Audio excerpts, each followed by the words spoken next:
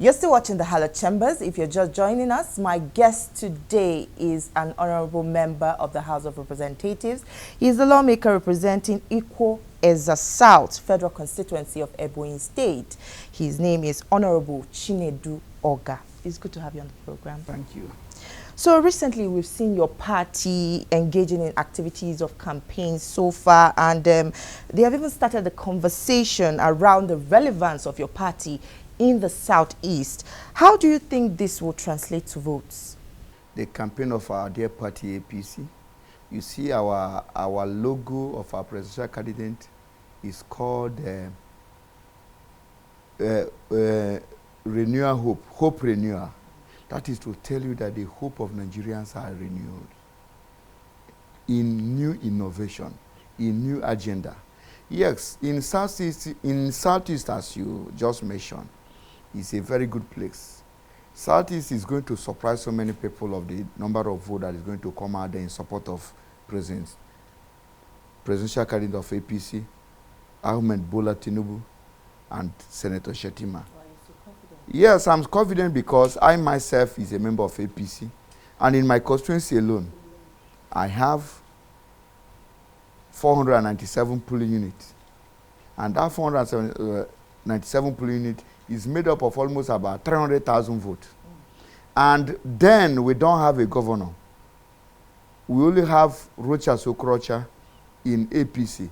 Now we have a governor in Imo State, we have a governor in Ebonyi State, and we have other prominent leaders in the Southeast who are in APC that the people believe. So, seeing Ebonyi State, we have 90% vote for APC. Likewise in Imo State. Anybody that comes here to discuss and to tell you that there is no vote in Southeast is making mockery of himself. Our people believe in us. And most of us that are here in National Assembly have performed very well. And they believe where we are telling them where we should go is where we are going. Seeing the legacy of APC and the legacy of Asiwaju, Bola, Ahmed Tinubu. So people should stop being, politics is about settlement. It's about achievement. It's about the legacy. It's about who do you have that will be in that government that will attract dividends of democracy to you. For example, in the Southeast, what we are looking at is what can help in insecurity of the Southeast.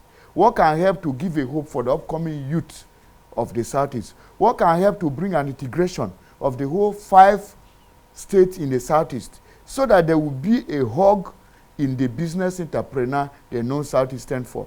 And when somebody comes to tell you that Southeastern have a lowest vote, I stand to challenge such person. Because in Lagos, the greater number of the vote in Lagos, the 40% of the vote are the Igbos, the Southeastern people. You come to Kano, the same thing apply. All the states include FCT.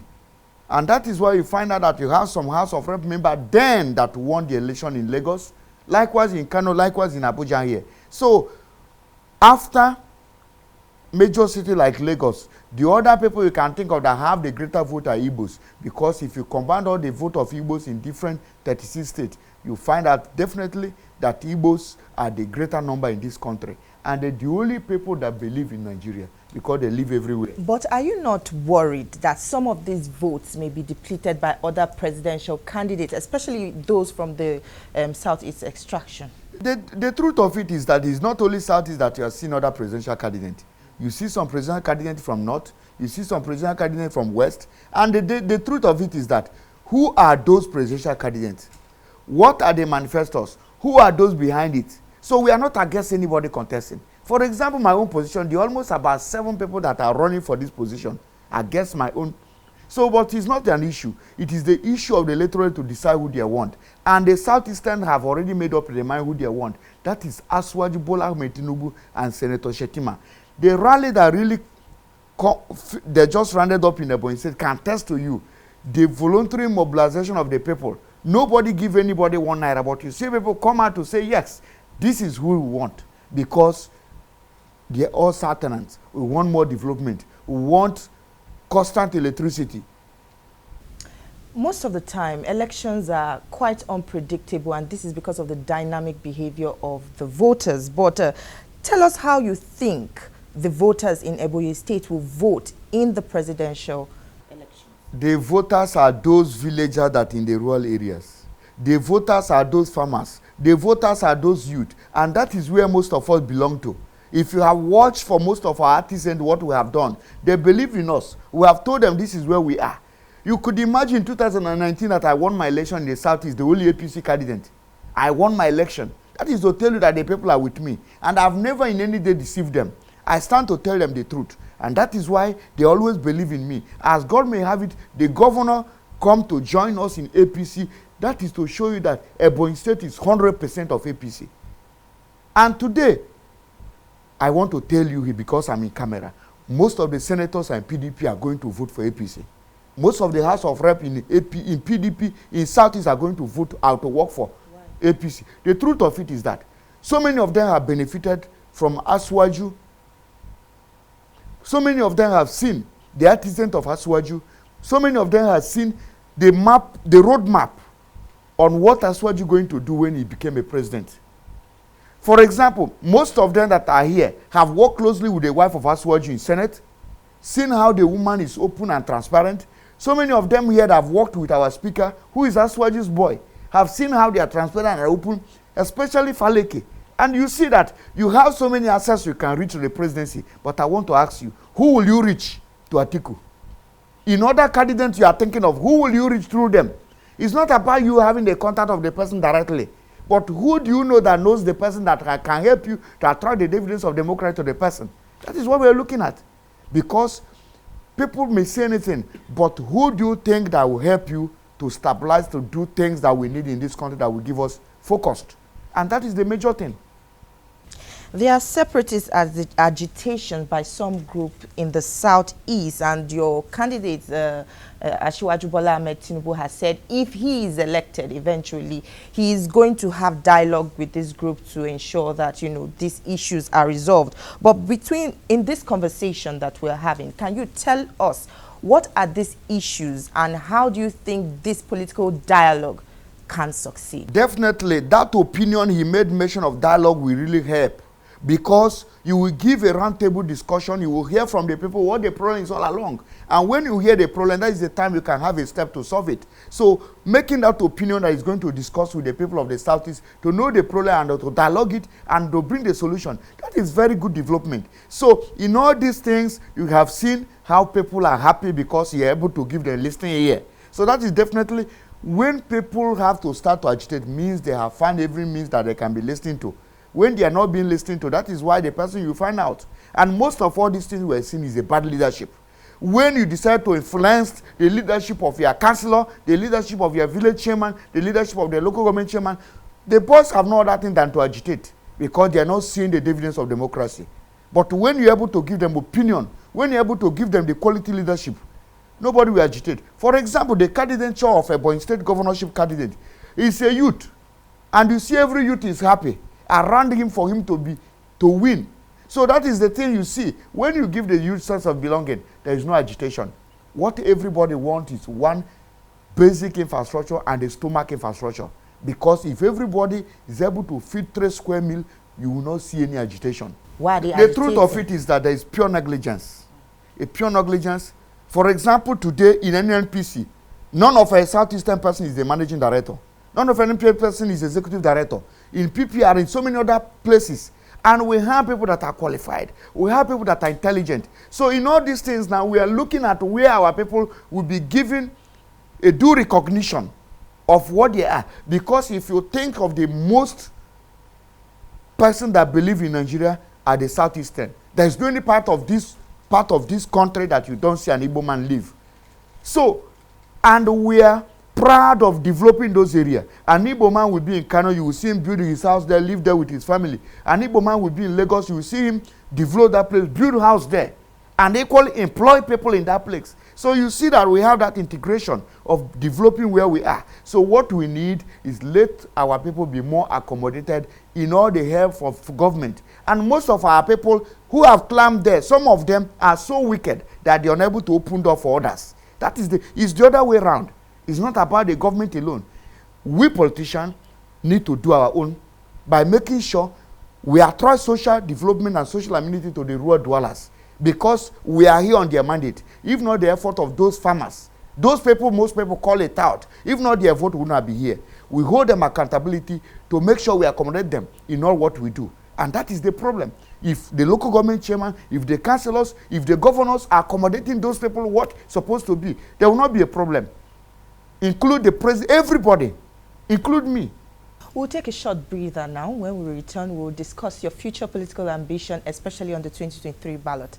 Stay with us, we'll be right back.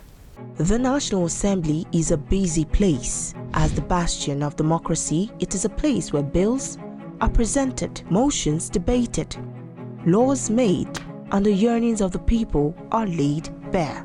Come with us as we take you through the workings of the National Assembly. We take you through plenary, committee meetings, and probes, all to ensure smooth working of the democratic process.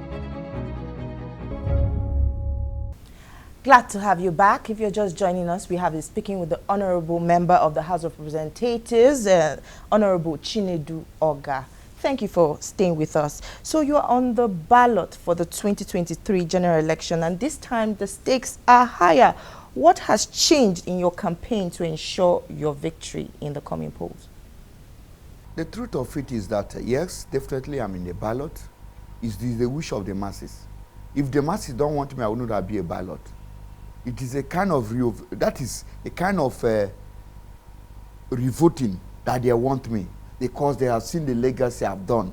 And that is why you see me a ballot. If they don't want me, they will vote me out. But for the fact that they want me because of things I've done, I'm able to reach out to everybody because everybody is important.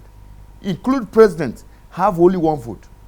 That village man have one vote. What we need to accord to everybody is recognition. And that is what we need this Nigeria. And what assurances are you getting from them? The assurance I'm getting to them, even if as I'm here, they're doing campaign for me. I have almost about 26 support group, include women, youth, and every other person. You see it there. It is only my place you have seen people that are running my election that even step down because they see the way the masses are going and how they are clamoring for APC. So it's something that we give the glory to God. And what we want to assure them, we'll do more. We'll do more. For example, now we have a road construction ongoing. And I have to appreciate my colleagues here. For all I have appealing to them, so many of them have been very helpful. If not their help, I'm not a chairman of a committee. If not their help, I wouldn't have been doing all those things to my constituents. So I'm continuing appealing to my constituents. They should believe more on APC. We are going to deliver the evidence of democracy in all ramifications. A lot of people are, having issues with your party, saying maybe there are no deliverables in this. How will you listen to someone that living in Abuja that have no voters card there? I'm telling you the right people that are voters. I know my voters and they know me. So you cannot, most time, ask of those people that are saying that to show you their voter, you find out they don't even have a voters card. The most noisemakers don't vote. I'm talking to the farmers. I'm talking to the rural farmers. I'm talking to the town, village women, market. So are you saying these other sets of people are not important? I'm not saying they are not important, but those that are more important are those that have a PVC. It's not a Facebook campaigners. In my place, there is a place you don't have a network. There is most of the greater voters don't have even a phone. So when you look at all these things, you reach out to them and talk to them, you find out things are moving. What they all need is the quality representation. And that is what they have seen in me, and that is what they have seen in APC. And if anybody come to tell you, I can stand categorically to differentiate between APC and PDP. I was in PDP, I once hold a position in PDP, and I can tell you, they're different. How my people have fared well in APC government and PDP government. In a PDP government, show me the contractors, so many of them died of cardiac arrest because they were owing them. It's only the APC government you see the budget are funded 100%. And they were released and contractors are paid. It's only APC government. Then so many states were owing. So many states were bankrupt. It is when Buhari came that he was able to give some support to states. And they started. And some fund, and which some state governors of PDP attest to it. You can hear from Wike. You can hear from other governors. That people should appreciate Buhari for what he's doing. It's not because there is some little thing in certain things people can now to condemn the government. APC have really done well. What we should look at, security is not one-man show. It's a joint venture. Dialogue is the best solution in security. let me just put light to you. There is a time that Alaye and Agboro take over Lagos. And you see what Asiwaju did. Bring them in dialogue with them and engage most of them in all those tax collection and so many things. You see Lagos start moving. It's sense of belonging. We need to give everybody in this country a sense of belonging. We need to give Southeastern sense of belonging. We need to give Southwest sense of belonging, North Central, Northeast, all the six geopolitical zone. Nobody owns this country. He belongs to all of us. The share of this country should go to each of the 36 states, and we should accommodate ourselves and give everybody, the youth, even the Okada people, they are relevant. Could you imagine a situation by which you will see a graduate with master's degree applying Okada, and you have House of Rep, and you have Senator, and you don't look into that? If by tomorrow such person indulge into crime, you can see if you apply his intelligence into crime, he can pull you down. And that is what we need to do. Pick those people, train people on skills. Today we hire laborers outside the country because we are not giving innovative ideas to our people. And most of our schools have failed. Our academics have failed. I could remember then someone that is in Institute of Management and Technology, IMT, can put up your electricity, can do your light. Today we don't have that. Somebody will finish today as electronics, he cannot indicate a fault in electronics. So that is the thing. Let us go back. When you see our Nigerians outside the country, you see what they're performing. You see the miracle they're doing. The great surgeon Nigerians, the great electronics Nigerians, the great these Nigerians. Why shouldn't we now inherit that back to our country? Because we have a great people. And that is all about it. On a final note, as a first-time legislator, tell us of your experience so far in the House of Representatives and also your contributions in terms of motions, bills, debate. Tell us more about this. Yes. It's a very welcome development because he exposed me to the other light of the world, for meeting friends, for knowing what the world is all about, for knowing a way to prepare my bills and other things. And I appreciate all my colleagues for giving me sense of belonging.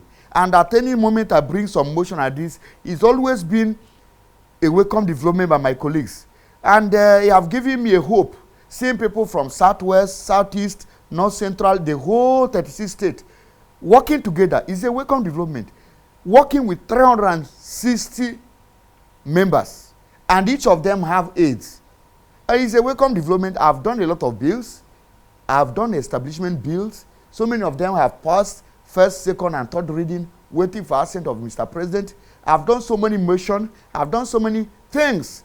I'm a type that always talk on things that will affect the life of my constituents and Nigeria at large. So I see it as a driving force for working with the National Assembly members, especially the leadership. At any moment, you can stop our speakers on his convoy, he will listen to you as a member. You can stop the deputy speakers in his house, he will listen to you.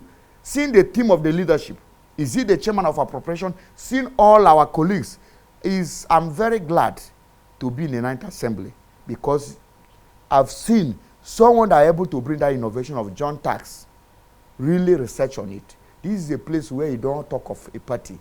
You talk of the unity of this country.